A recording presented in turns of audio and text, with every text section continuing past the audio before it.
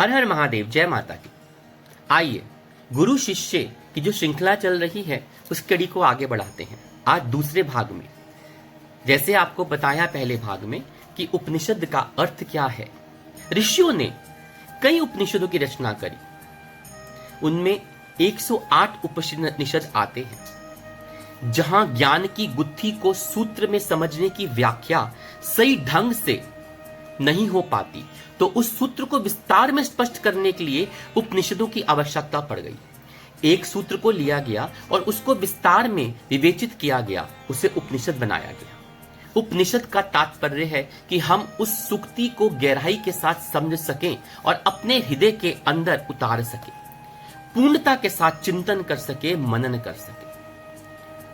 कई उपनिषद की रचना की गई। ईशावास्योपनिषद, केनोपनिषद, कठोपनिषद, प्रश्नोपनिषद, मंडूकोपनिषद, मंडूकोपनिषद, तैत्तरीयोपनिषद, इस तरह से जैसे बताया 108 उपनिषदों की रचना ऋषियों ने अध्ययन मनन करने के बाद यह स्पष्ट किया कि यद्यपि प्रत्येक उपनिषद अपने आप में एक अलग विद्या लेकर बैठा है, क्योंकि उसमें अलग अलग ज्ञान है, अलग अलग चिंतन है और प्रत्येक उपनिषद अपने आप में पूर्ण है, ज्ञान का क्षेत्र में अद्वितीय है। परंतु इन सब उपनिषदों में जो सर्वश्रेष्ठ और अद्वितीय उपनिषद है उसे शिष्योपनिषद कहा गया है। शिष्योपनिषद, जहां पर शिष्य को समझने की जरूरत होगी। उपनिषद का और शिष्य में कोई अंतर ही नहीं है, दोनों एक ही शब्दार्थ हैं। शिष्य का अर्थ है नजदीक होना, गुरु के नजदीक पहुंचना और ऐसी स्थिति में पहुंच जाना कि गुरु के हृदय में एकाकार होकर बस सके, उसे शिष्य कहते हैं। शिष्य का तात्पर्य है किसी देह से नहीं। शिष्य का तात्पर्य खड़े होकर हाथ जोड़ने से नहीं है। शिष्य का तात्पर्य कोई दीक्षा लेने से भी नहीं बनता खाली। यह तो केवल एक भाव है, पूर्णता का भाव। और पूर्णता और शिष्य तो तभी प्राप्त होती है जब हम दीक्षा ले और दीक्षा लेकर अपने आप को पूर्ण रूप से गुरु के चरणों में विसर्जित करके गुरु के हृदय में एकाकार हो जाएं, तब हमारी शिष्यता प्रारंभ होती है, अन्यथा नहीं। जहां शिष्यता नहीं वहां उपनिषद भी नहीं, क्योंकि उपनिषद का तात्पर्य भी गुरु के नजदीक जाना और अपने हृदय में एकाकार होकर ज्ञान प्राप्त करना है।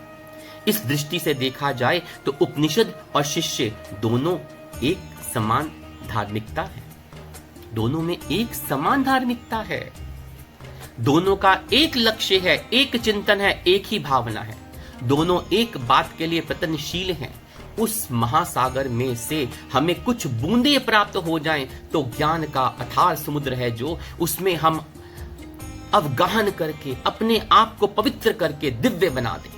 और इसलिए शास्त्रकारों ने, महर्षियों ने, योगियों ने, वो चाहे किसी भी धर्म और संप्रदाय के रहे हों, शैव हो, वैष्णव हो, ब्राह्मणी संप्रदाय हो, अघोर संप्रदाय हो, जितने भी प्रकार के संप्रदाय बने हैं, उन सारे संप्रदायों में सभी योगियों ने, सभी सन्यासियों ने, सभी धर्म गुरुओं ने, चिंतकों ने विचार करके इस बात को स्वीकार किया कि जब तक हम शिष्योपनिषद को नहीं समझेंगे, तब तक उसको अपने हृदय में उतारेंगे नहीं, तब तक अन्य उपनिषद पढ़ना ही व्यर्थ है। जब तक जीवित रहना ही व्यर्थ है, तब तक जीवन में आगे बढ़ने की क्रिया संभव ही नहीं हो सकती। और सबने एक स्वर में स्वीकार किया कि शिष्योपनिषद प्रत्येक व्यक्ति का प्रारंभिक हेतु है, अपने जीवन का अंतिम हेतु भी है। अन्य कोई उपनिषद पढ़े या ना पढ़े, अन्य कोई उपनिषद की चर्चा करे या ना करे, अन्य कोई उपनिषद का मर्म समझे या ना समझे, यह कोई जरूरी नहीं। क्योंकि यदि हम सही ढंग से शिष्योपनिषद समझ लेते हैं तो अन्य उपनिषद अपने आप हमारे हृदय में उतर जाएंगे और अन्य उपनिषद अपने आप हमारी समझ में आ जाएंगे। उनके लिए प्रयत्न करने की जरूरत नहीं होगी, क्योंकि जब हम गुरु को अपने हृदय में उतार लेंगे तो गुरु का जितना भी अथाह ज्ञान है उससे हम संपृक्त होकर तर जाएंगे। वह ज्ञान हमें अपने आप ही प्राप्त हो जाएगा।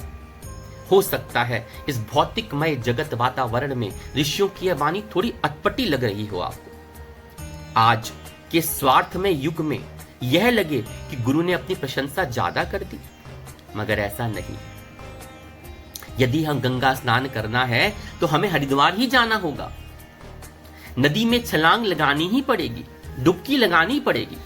यदि हमें मानसरोवर में स्नान करके पवित्र होना है तो हमें मानसरोवर की यात्रा तो करनी पड़ेगी, कैलाश की यात्रा करनी पड़ेगी। यदि इसी तरह हमें पूर्णतः प्राप्त करनी है तो हमें गुरु के समीप जाना ही पड़ेगा, गुरु से एकाकार होना ही पड़ेगा।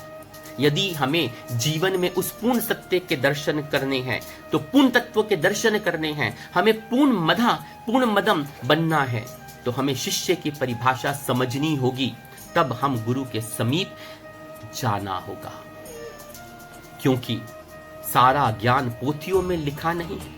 यदि ज्ञान पोथियों में लिखा हुआ भी है तो पुस्तकों से वह ज्ञान विवेचन नहीं कर सकती, उसे हृदय में उतार नहीं सकती। उसे हृदय में उतारने के लिए, विवेचन करने के लिए, समझने के लिए एक गुरु की आवश्यकता होती है, क्योंकि गुरु ही समझा सकते हैं कि पंक्ति का, इस धारणा का, इस भाव का, इस तत्व का अर्थ क्या है। आज भाग 2 में उम्मीद करते हैं आपको ये अत्यंत उपयुक्त और लाभकारी लगेगा। अगले भाग का इंतजार कीजिए। जय माता।